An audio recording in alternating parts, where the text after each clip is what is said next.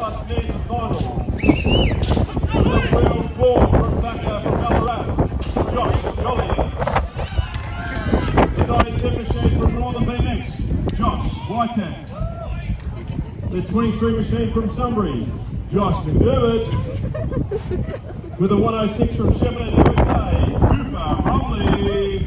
The 646 from Casey, Dane Van Laren.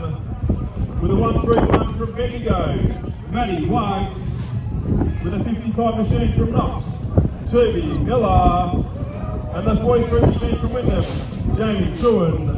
Would like to provide us. Johnny!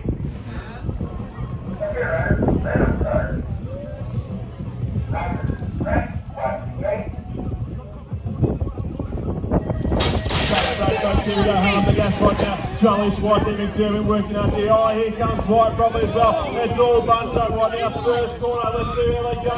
It's currently Charlie. White got shut down, but he's still working on. Charlie in for the one. You got McDermott, Swite next to as well. Bromley going out.